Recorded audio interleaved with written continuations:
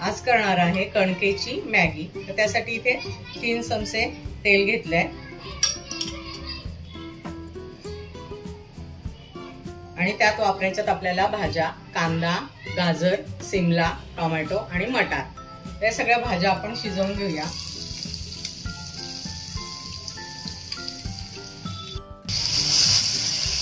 मटार, गाजर, सिमला आणि टोमॅटो सगळ्या भाज्या छान शिजवून घेऊया। त्यासाठी थोडंसं मीठ घालूया।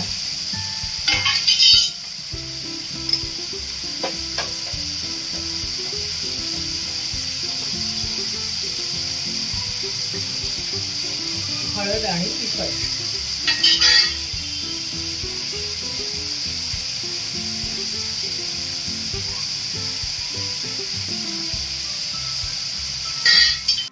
भाज्या सगळ्या शिजायला ठेवल्यात बारीक गॅसवरती। तोपर्यंत आपण इथे पाणी उकळायला ठेवलेलं, त्यात थोडंसं मीठ टाकायचंय, थोडंसं 1 चमचाभर तेल टाकायचंय। ही कणिक आपण पोळीची कणिक भिजवतो तशीच भिजवलेली आहे।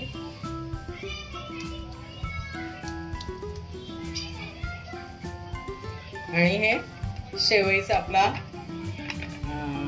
हे असतं ना सोऱ्या, त्याच्यामध्ये घालायचं।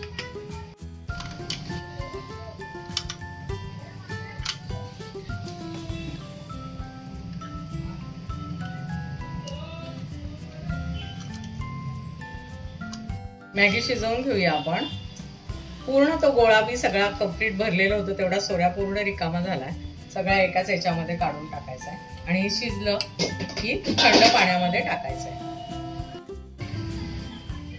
5 मिनिटं शिजल्यानंतर हे काढून घ्यायचं आपल्याला चाळणी आणि थंड पाण्यामध्ये हे टाकून द्यायचं। ह्याच्यामध्ये आता पाणी घालायचंय। चांगली परतून घेतली आपण मॅगी होईपर्यंत, शिजेपर्यंत।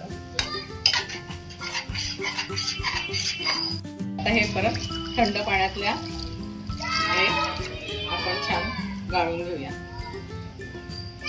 आता याच्यामध्ये 1 पाकिट मॅगी मसाला घालूया।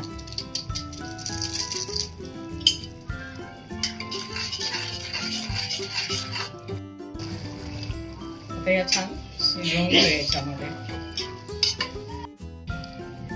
आपला होममेड पास्ता नाही मॅगी तयार आहे।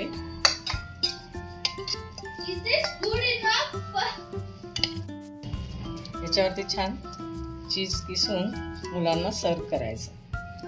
बाहेरची मॅगी खाण्यापेक्षा ही घरची मॅगी छान।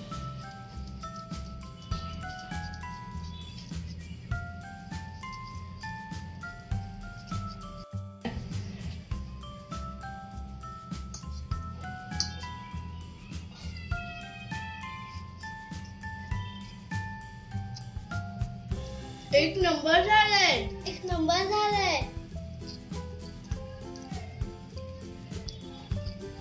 हेल्दी रेसिपी आहे, नक्की ट्राय करा।